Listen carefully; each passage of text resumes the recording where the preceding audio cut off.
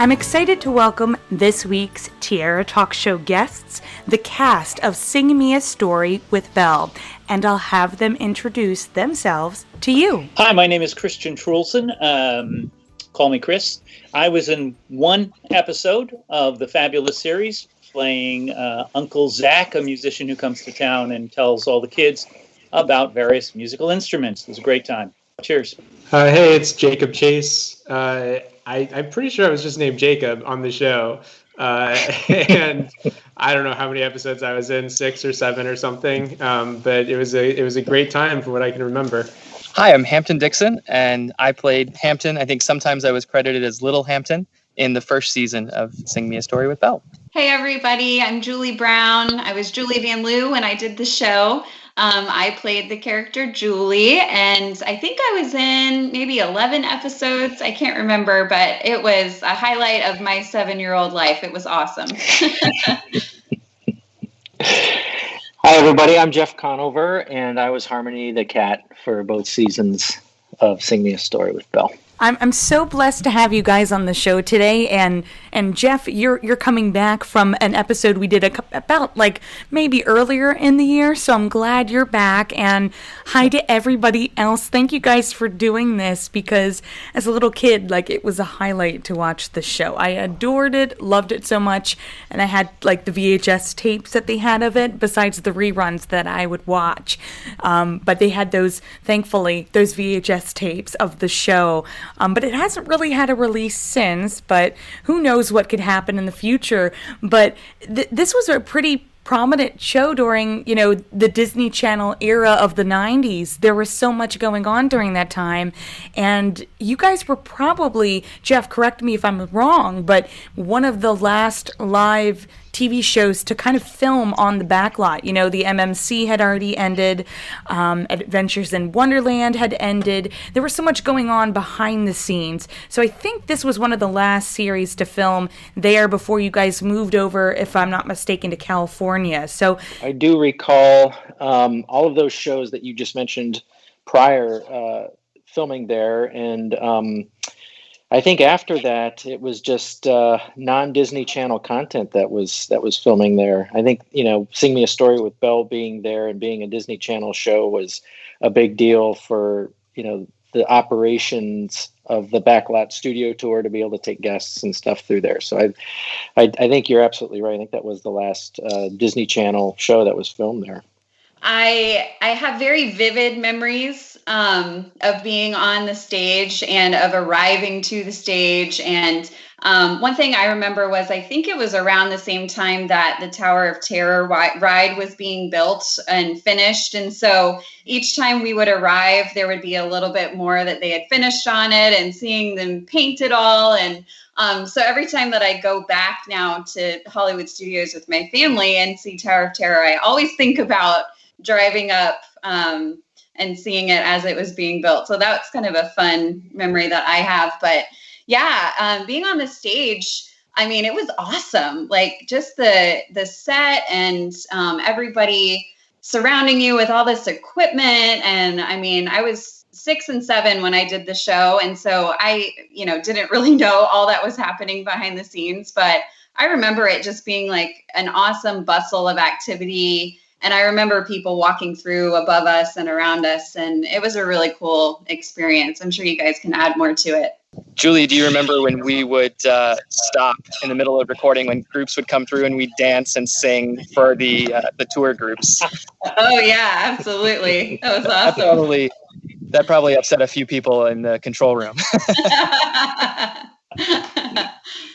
I was usually hidden away somewhere performing Harmony. But I do remember watching on the video feed, wherever I was hidden away, watching the kids just ham it up for the tour groups that would come through. It was great. That's a fond memory. And then, of course, how clingy everyone was with Lindsay, and she was like on set, almost babysitter at the time with you guys.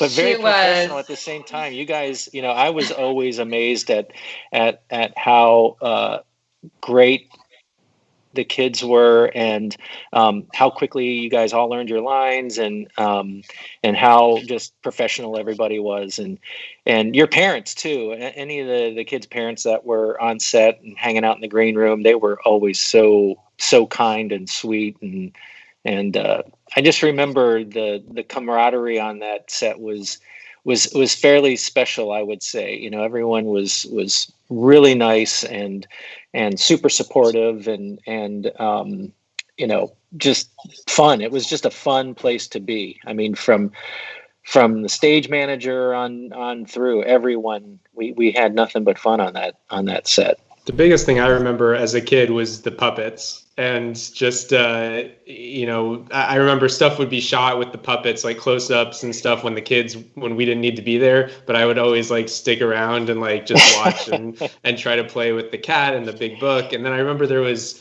like worms or something, right? Like puppet worms. Yeah, the bookworms. Right. And like those were shot on green screen, I remember, and like separately. So I would and I remember being so like amazed at how big they were, but then they would be small in the show.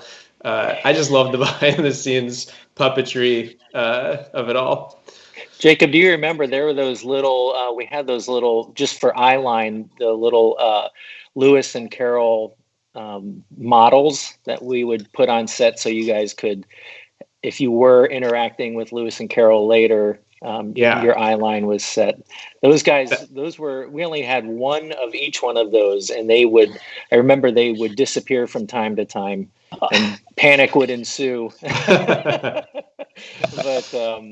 I don't know if you remember that part, but I think there was some level of interest in somebody. I don't even know. Maybe Patrick grabbed those as a souvenir at the end of the shoot. But those were definitely. That's ringing a bell for sure. I'm sure I would have liked to have taken them as a souvenir. Yeah. I was just going to say, I think the experience working like with the working in big air quotes, but like being around that puppetry as a kid, like definitely inspired a lot of the stuff that I still do today. So that's probably why I have such vivid memories of interacting with the puppets. Well, that's good. That's a positive. I'm happy to hear that. And Kris, since you were a guest star, you were kind of coming in during the show. The show kind of already been set. So what was your experience jumping in? I believe you were a performer at Disney World at the time, right? Yeah, I had been working there for 5, 6, 7, 8 years at the Adventurers Club on Pleasure Island, full time. And I also was a guest performer on Mickey Mouse Club and assorted Nickelodeon shows and other things like that. But if you guys can picture what it was like the very first time you walked onto that set, your eyes probably widened and your jaw dropped, and because there was so much to take in. And I recently just rewatched the episode that I was on, and I hadn't seen it in decades. And incredible. And so there was a lot of wow factor going on. And I agree, the entire cast just felt like everybody knew what they were doing, and there was never a problem, which was terrific. So kudos, kids. Yeah, I mean, you've got to Kris's point there, you've got to recognize the production design, and Jimbo Marshall, who was the designer on that, and I think he may have been credited as an associate producer or something, but his set was absolutely gorgeous, and his right-hand man there, Mark Dillon, there was no expense was spared on that. I mean, there was a lot of detail. It was very warm, a lot of dimension. It looked like an old lived-in, magical bookshop, just what you would expect it to be. And I know that we were all, the first day we walked into that stage and saw that set, it exceeded everyone's expectations. It was huge. It was just wonderful. They did a great job. Because of how many playing areas there were to go to. Yeah, variety, exactly. And yet still feel all of a piece. Mm-hmm. Yeah, you're absolutely right. Yeah, that opening sequence, the title sequence, it gives you that there was like a big boom shot there that showed how enormous, this set was. It was like a 2-story set. It was huge. It was beautiful. Absolutely. It was so fun to explore. I remember, I think my two favorite places were, there was like a window seat kind of in the back. I think Harmony hung out there a good bit. And so I would always try to be there so I could maybe interact with Harmony some. And then going up the stairs, there was like a little, loft area, and I'd never got to film very much up there. So that was like, such a mysterious place for me. So I loved going up there. But the whole set was so cool. I mean, who wouldn't want to explore and be in Belle's bookshop? I mean, Belle is still my favorite princess. And so I think like the 7-year-old me was just in awe that this actually existed, and it was better than what I could have pictured in my head. It was so fun. It was awesome. They did such a good job of making it just seem really real and magical, but also something that you could picture, being in a town. And it was so fun. It was awesome to explore it all. I did this after I had played Chip in Beauty and the Beast on stage. And I remember doing this after and feeling like it was this big continuation of like the Broadway production, that I was in. And it was like the sets, it was like on stage, you got sort of the movie sets. And then I remember being in the show, and it was so cool to get this, like, it was almost like this whole other world of where the characters lived or spent their time. And so I got a lot out of being on that set and going in those same nooks and crannies that Julie mentioned. So I have to say, Julie took two of my favorites already. Definitely the window seat at the back of the set was amazing and just a fun space. But I'd say to add to that, there was a set of shelves that had a lot of musical instruments and things in one of the back corners as well. And I liked that space. And the couches, even like right down center where everybody was for the stories most of the time, was another great spot. So as kids, because around that age, we're pretty much, our imaginations are running wild. Did you guys kind of play to the fact that these characters were real, like the puppets? And were you, calling Lindsay not Lindsay or Lynn, but Belle during takes and afterwards? Are you suggesting Harmony the cat's not real? I don't recall calling Lindsay Belle outside of filming. I think because we hung out so much that we knew each other as, our names, but, and then, we would see her without her wig on and her makeup on and the costume on, and she did not look like Belle. She had blonde hair. It was very easy to kind of differentiate between when she was Belle and when she wasn't. So, for me, I don't think it was necessarily like, oh, these characters are real or they're not real. It was just, I don't know. I guess as a kid, you just kind of take everything as it comes, and it just kind of forms into this semi-reality universe kind of in your mind. But yeah, I mean, I remember calling everybody by their real first name, but when we would film, it was so easy to get into character because we as kids were playing ourselves.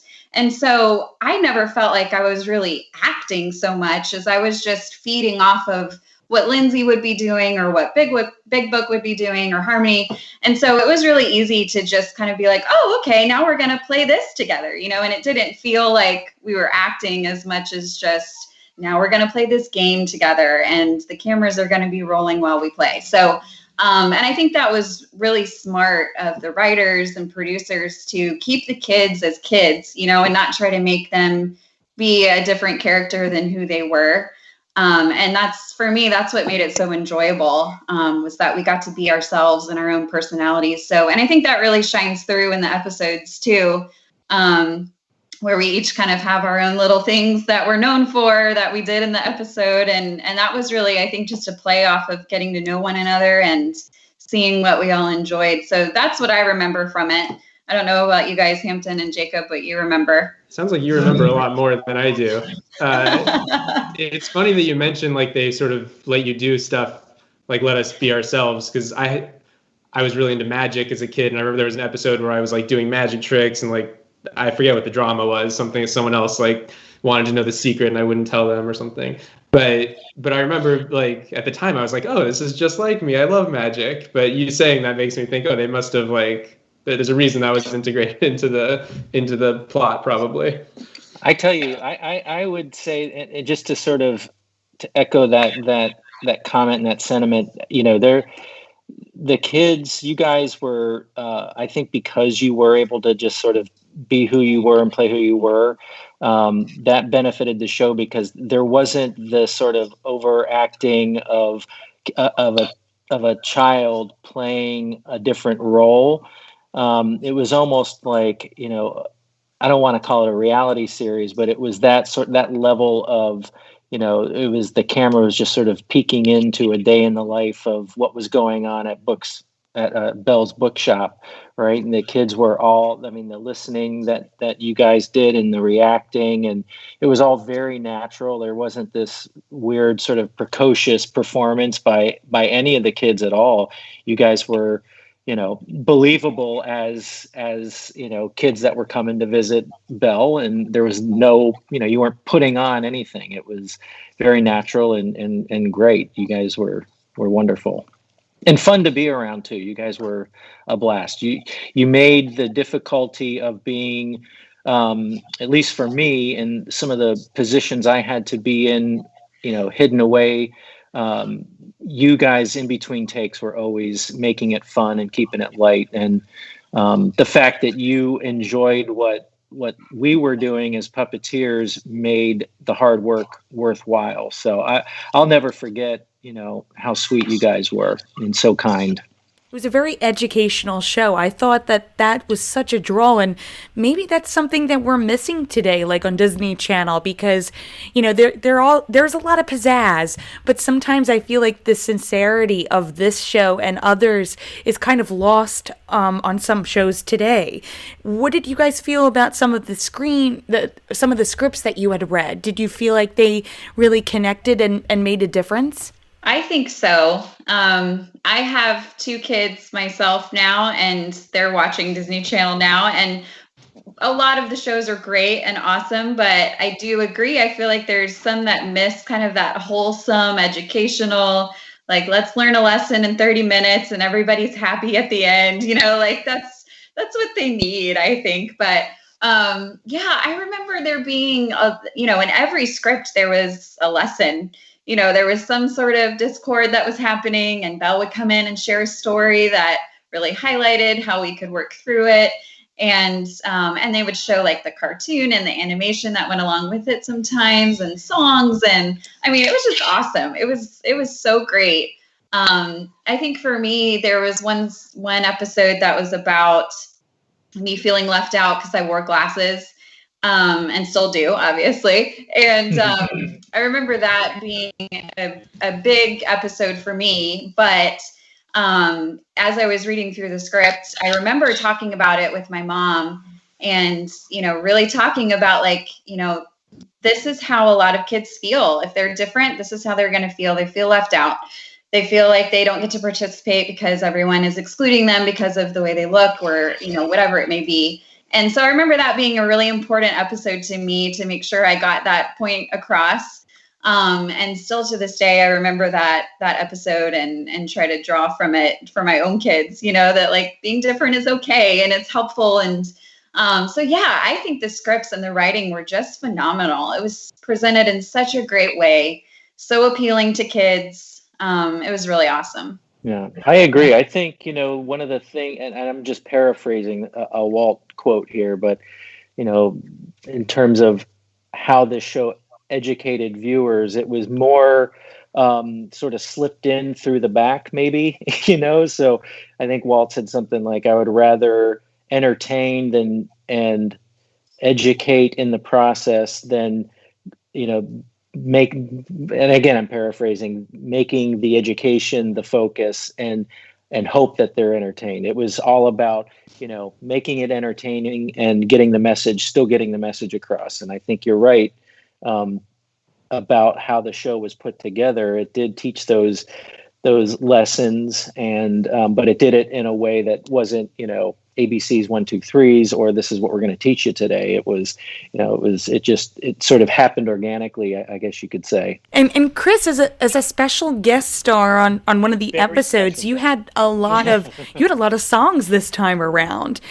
Usually Belle or Big Book usually sing those songs about the stories, but you had a prominent piece in that. So can you tell me what it was like to record the song? First of all, learn the song, because I think you have a week to do the episode. So what was it like to learn the song and then finally perform it in the recording studio before, doing it live on set? I'll admit I remember that less than I remember the instruments. I had a musical background, so I was familiar with all the instruments, but I actually got to play the trombone very briefly, but actually play it on the set during taping. Whereas for other instruments like clarinet and saxophone, I looked like I was wailing out, but it was all doctored audio. And so that's what I remember. I remember talking to Harmony, and Harmony wearing a Viking helmet and trying to sing opera. And I remember the Bookworms having little mini saxophones. And I remember the whole group sitting around on the sofas, singing together at the end, and my conducting, as far as my own. And I remember some of the cartoons that were interpolated as well, but I don't remember my song, so sorry. I have to sort of agree with Kris on this. It's like, it was so long ago that, as Kris is describing that particular episode, I remember that stuff. I remember it clearly, but I could not tell you anything else. It's like a series, it's like a different lifetime, just a series of images happening with so many of these episodes, So you're not the only one, Kris, that feels that way. It's not like we haven't done anything since. Yeah, exactly. Can you try taking me through a day, well, basically a week or two, depending upon how long the episodes took to make? Like how did that process work? Was there a read through first, and then the recording of the songs, and then like 3 days of recording the actual episode? This is Jeff. I remember us shooting basically an episode a day. We would do a read through in the morning typically, and then we'd do right before we shot something, we would do a blocking rehearsal mainly for cameras, because there wasn't necessarily a lot of blocking for us. So I remember camera blocking, running through it, making sure that Steve could get the shots he wanted to get, and because he was calling camera takes on the fly, so they didn't have to spend a lot of time editing later. And I just remember it being fairly quick paced. I didn't get to sing any songs at all, and I was hopeful that if there was a third season, I would be able to sing. So Kris would know more about that process than I would, because I wasn't involved in that. But I can tell you that all the green screen stuff that we did with Lewis and Carol, we did that. Most of those were done like right at the end of the two, and I think we shot most of this stuff. You guys correct me if I'm wrong. I think we did a season, I think in 2 weeks time, maybe 2 weeks and some change. But we did most of the green screen stuff that last late at night on that last night, or the last 2 nights. We were there. I remember being there at 10 o'clock at night, still shooting green screen stuff because we had to get it done. And that was after we did the little wrap party and dinner and all that stuff over at the sound stage. I remember the green screen worm part. It's just so hard when it's so, I was 8 or 9 years old or something. So I have the flashes of exciting memories with some of the other kids and the puppets and Belle and the set. But yeah, the details I certainly couldn't tell you.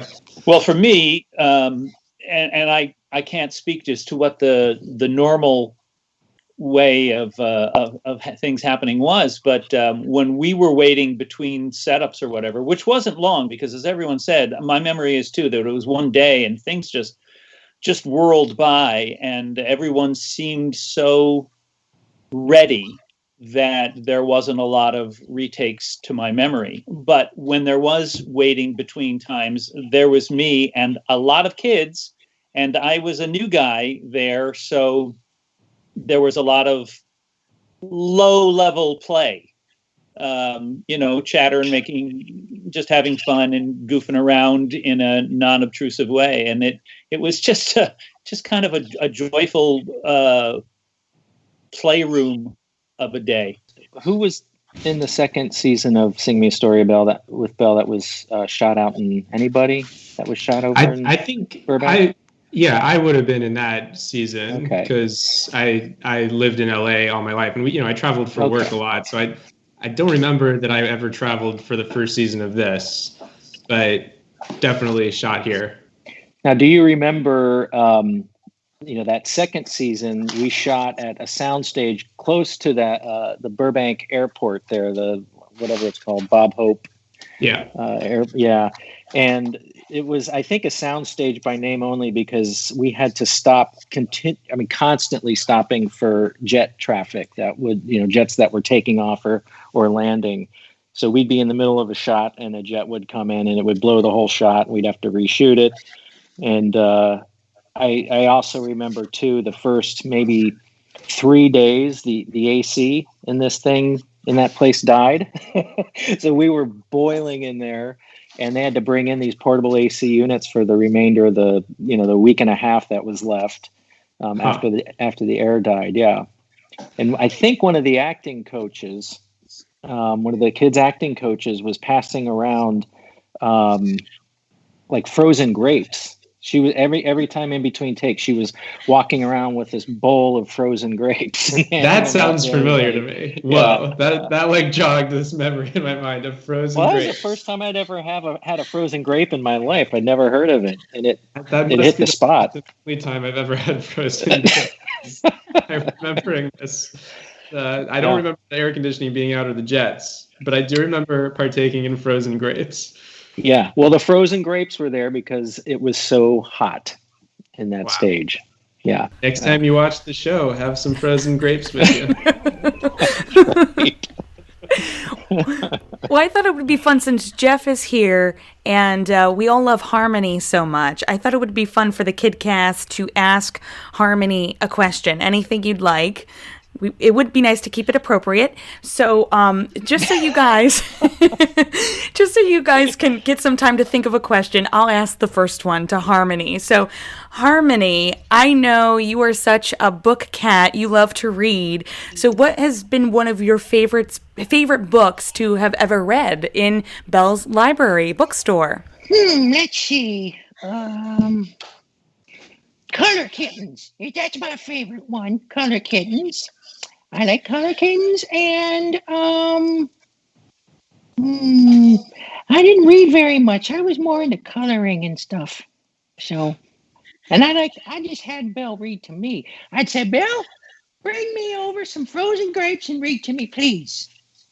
Calm my nerves. I am freaking out right now because hearing... You haven't heard that awful voice. Hearing that voice is triggering so many memories. Oh my gosh, it's amazing. I hated that voice so much, and it was only created as a scratch track because we were going to have somebody dub over the voice. So I was just being stupid with it. I don't do female voices. I'm not good at falsetto by any stretch of the imagination. So, and it was funny.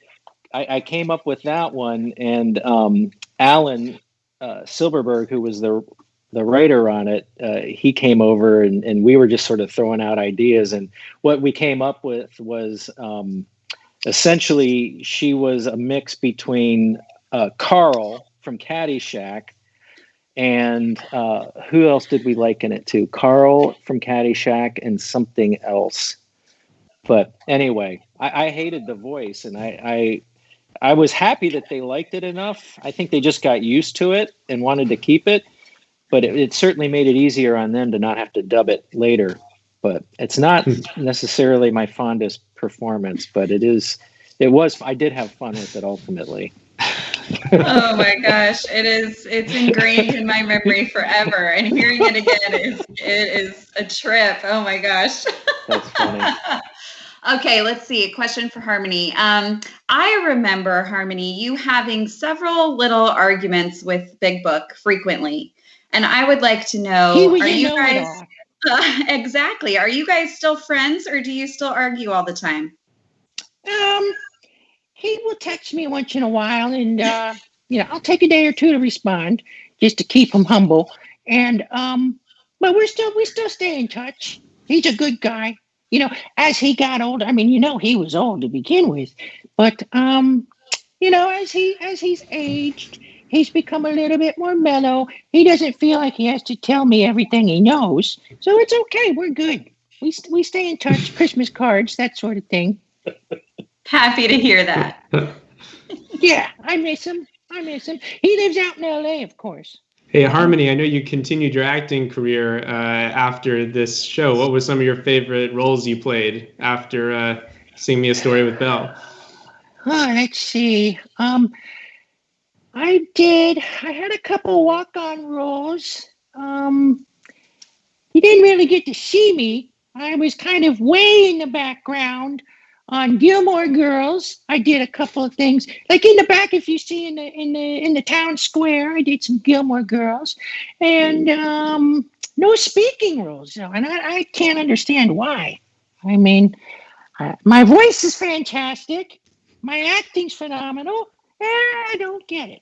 I don't know. But Gilmore Girls is my biggest. Go to IMDb, look up Harmony the cat, and you'll see Sing Me a Story with Belle and then Gilmore Girls. So, Harmony, what are you up to now? How have you spent your years since Sing Me a Story? You remember that little window seat that I used to lay around in and sleep in? I'm doing the exact same thing. Except I find the sun and I do it in the exact same way. I do nothing. I'm fat. I'm fatter than I was back then. And but that's okay. I'm old, and I'm allowed to get fat. I eat, and I sleep. Play to your strengths. Thank you, exactly. Well, Harmony and I hit it off particularly well when we met, and I've always regretted that she didn't go on tour with me, and I'm putting it together a little something now. I live in Canada now. Interesting that you mentioned the Canadian TV. Oh. So if you wanted to come to Canada, I'm putting together a tour, and it's going to every place where there aren't anyone, so that we can distance. And I wanted to know if you wanted to, sort of do a duet, sort of a little musical tour with me.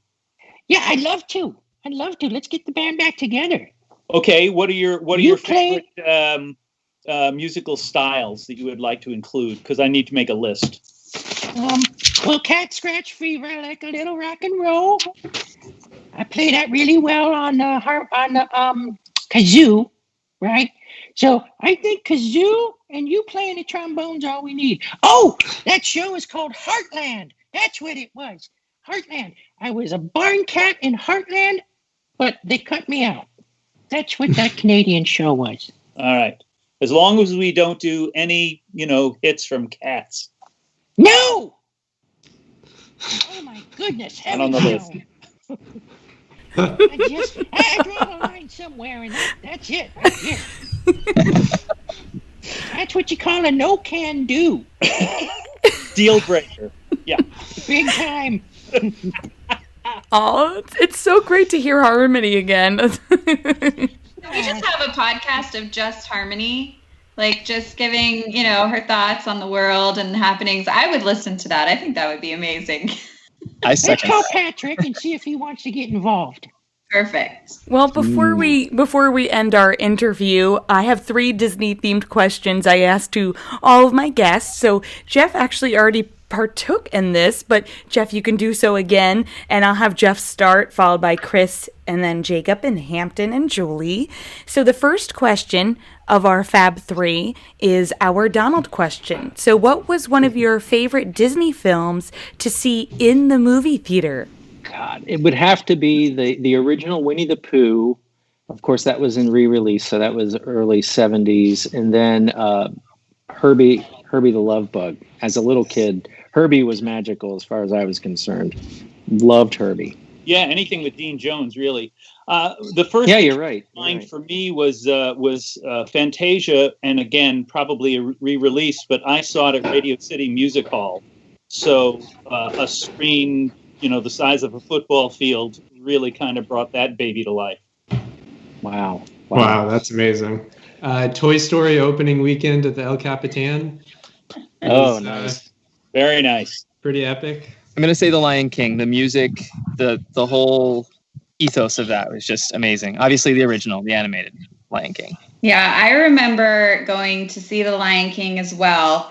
And then Toy Story, also vivid memory of seeing that and just being completely blown away because it was so different and awesome. But yeah, those like original animated films in the 90s, Lion King, Beauty and the Beast. I mean, those were my movies. I mean, those were the best. Still are. They're great. Yeah. And then our goofy question. What Disney character do you think would be your best friend if you met them in person? Good gosh. I would have to say, from Soul. What's his name? Is it Joe, the main character from Soul? Oh, that's a great character. Are you finding your meaning of life, though? Yeah, I'm telling you. That film, it touched a chord for sure. It really did. Yeah. That was an amazing film. Yeah. I'm going to say Sadness from Inside Out. That's great. That's a very tough question for me because I've lived so long. I've seen so many. So I will leave the movies behind for a second. When I was walking around the theme parks and you'd have the walk around characters, the only one I was always really happy to see was Pluto, even though I'm a cat person myself. Like, Good choice. I think I'll go with Lumiere. Nice. From Beauty and the Beast. I think there was a certain amount of enlightenment that he shared and just a good character. And you love feather dusters, right? Well, I'm going to say the cliche answer given what we're talking about today, but Belle is my favorite character and I want to be her best friend. I really, truly do. I always I loved Belle from the very beginning because she looked like me. She had brown hair and brown eyes and she loved reading. And as I got older, I just loved that she didn't care what the beast looked like, that she cared about his heart. And I mean, what a great lesson that is. So she is my girl. So Belle for sure. And finally, our Mickey question. If I asked you to name any Disney song at this very moment, what immediately comes to mind? Something from Mary Poppins. I mean, the music in that film, it never gets old for me. I love it. I'll pick Under the Sea. I would say Out There from Hunchback. I think for me, it's A Whole New World. So I have a 4-year-old daughter, and so in our house right now, it is Frozen 2 every day, Into the Unknown. However, she prefers the Brendan Urie version, like the hard rock version. So we're listening to that pretty much every morning on our way to school. It just gets her pumped up, I guess. So that's what's coming to my mind right now. A great one. And, I just want to mention, I love how the show would always end with a selection of books for children to check out and see what would be up, of interest to them that was related to the theme of the episode. So I thought we would do the same thing. Tell me one of your favorite books that you would suggest to anybody to definitely put on their list to read during their lifetime. Well, because we're talking, and I know you didn't restrict it to children's literature, But the kids, so-called kids book that I never hesitate to mention because it doesn't always come up in the big lists is called The 13 Clocks by James Thurber. And it is the most slightly outrageous, wonderful, magical, weird tale that turns some traditional tropes of fairy tales on their head and has a hero and a great villain, the Duke of Coffin Castle, and who has frozen all of the clocks in the castle because with his icy touch. Anyway, 13 Clocks, James Thurber. It's a hard question. Breakfast of Champions, Kurt Vonnegut, one of my favorites. Growing up, I really enjoyed the Hardy Boys and the Nancy Drew mystery books. I think those promoted a lot of curiosity, and so I'd recommend those if you haven't. And they're older now. I don't know if people still read Nancy Drew and the Hardy Boys, but they should. Tell you what I get sucked into is Diary of a Wimpy Kid. Those books are hilarious. I think if we're recommending books for kids, mine would be along the same vein as what Hampton said. I loved the Boxcar Children growing up. That series we read, I don't know, every single one of them. I think they're still available. I don't know. But that was my favorite series, a mystery series, and it was for siblings that would solve them, and just really, really fun. So that would be my recommendation for kids for sure. It's a really fun series. I can't thank you guys enough for doing this. I really do hope that at some point Disney Plus might even think about putting all of the episodes up for a new generation of children to discover Harmony and the children and Belle and Lewis and Carol and Big Book, because you guys really did play a part of the 90s of encouraging children to really reach for the stars when they read. So thank you guys so much. Thank you, Tammy. Thank you for putting this together. This was so fun. And we'll all make beautiful music together.